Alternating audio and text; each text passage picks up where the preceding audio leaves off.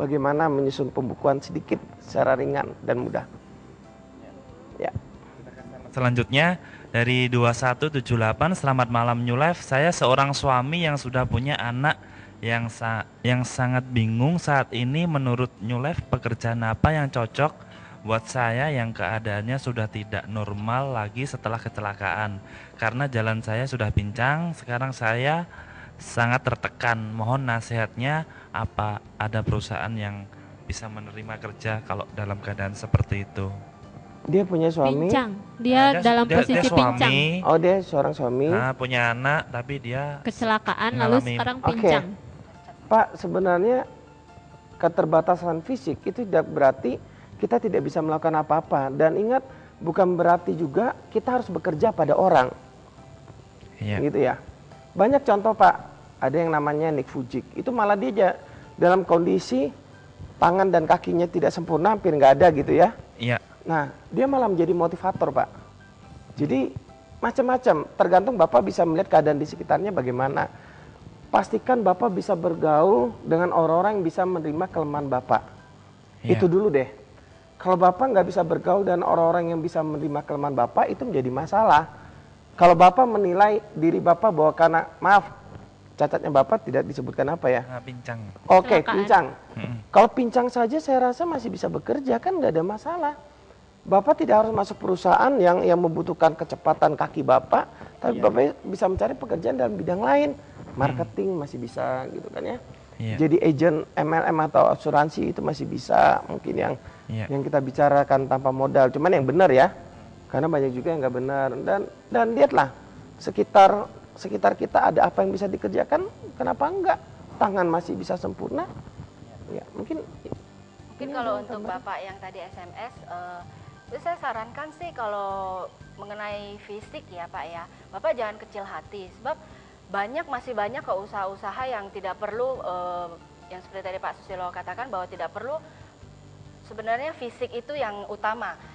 Ya. Contohnya adalah broker, misalnya Bapak memasarkan, ada misalnya rumah tetangga yang mau dijual, coba tanya tetangga, perlu nggak ya saya kenalkan kepada rekan-rekan. Tentunya kalau misalnya kita punya keterbatasan fisik seperti itu, apalagi kan itu musibah, sesuatu yang tidak kita inginkan. Nah, tentunya saya percaya masih banyak sahabat Bapak yang mau menerima Bapak ya. Tentunya lewat mereka itulah Bapak bisa memulai bahwa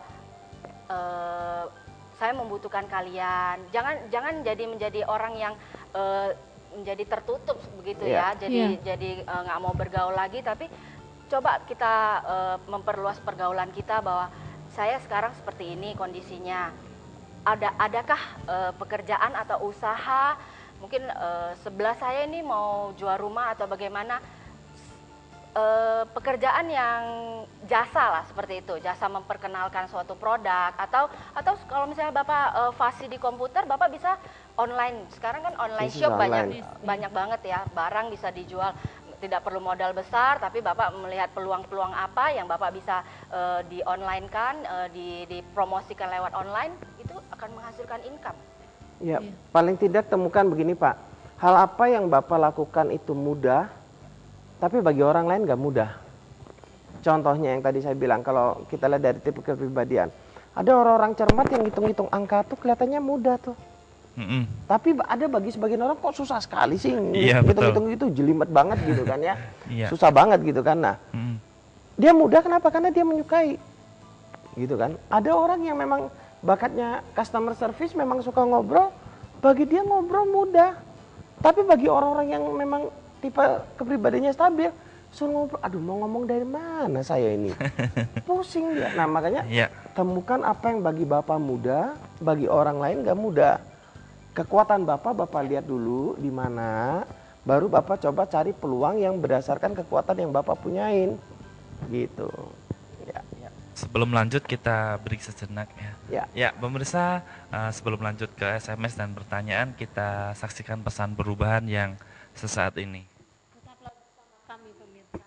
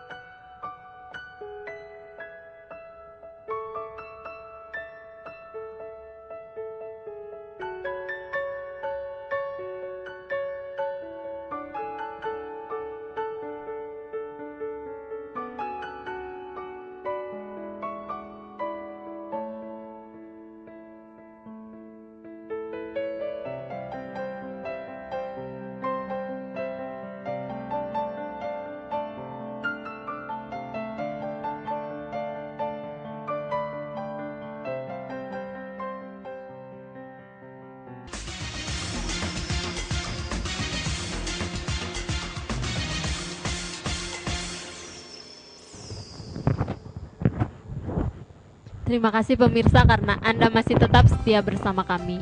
Ya, kami masih menunggu buat pemirsa yang mau curhat, yang mau cerita, yang sedang mengalami permasalahan dalam kehidupan, bisa mengirim SMS di 0819 081 74 kali 1. Apapun yang sedang Anda alami, semua SMS yang masuk kepada kami jamin kerahasiaannya.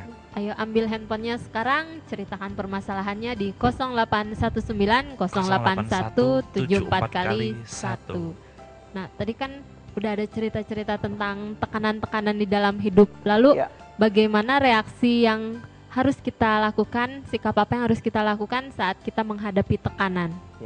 Ya, biar sebelah saya yang biasa tertekan yang menjawab. Ya, pertama kita harus ingat bahwa satu-satunya pengharapan kita adalah Tuhan. Bersandarlah kepada Tuhan. Mungkin di sekitar kita mengecewakan, kita tidak pernah memperhatikan kita, tetapi ingat bahwa Tuhan tidak pernah meninggalkan kita. Bersandarlah penuh kepada Tuhan. Satu-satunya harapan adalah Tuhan. Yang kedua, punya pola pikir yang benar terhadap masalah. Artinya apa? Setiap masalah itu ada jalan keluarnya, dan bukan satu-satunya yang mengalami masalah adalah kita. Jangan menganggap bahwa satu-satunya yang paling malang di dunia ini adalah saya. Ingat bahwa kalau kita mau melihat, mungkin masalah yang kita alami sekarang belum begitu besar dari orang-orang yang mengalami masalah yang misalnya hari ini mau makan aja dia mikir mau makan apa. Jangankan besok, hari ini mau makan aja dia nggak punya uang gitu loh. Apakah beban kita lebih berat dari itu? Jadi kita jangan terlalu fokus kepada masalah itu sendiri. Kan kalau orang mau makan aja, orang yang kekurangan dia akan berkata, aduh mau makan apa kita hari ini. Kemudian kalau dia sudah mulai meningkat, mau makan di mana kita. Kalau makin meningkat, siapa yang kita makan loh? Itu yang bahaya, itu yang bahaya banget kan gitu ya. Kanibal ya Pak. Ya, kalau dia siapa akan kita makan, nah itu penyebab tekanan utama. Ya. Oke, silakan terus. Ya, yang ketiga juga reaksi yang benar adalah kita berusaha untuk menemukan akarnya, akar permasalahannya.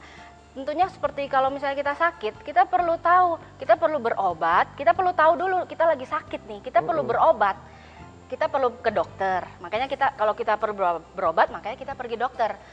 Nah, sama seperti masalah, kalau kita tahu akar permasalahannya apa, kita cari dulu akar permasalahannya, kita baru bisa keluar dari masalah itu sendiri. Contohnya masalah ekonomi.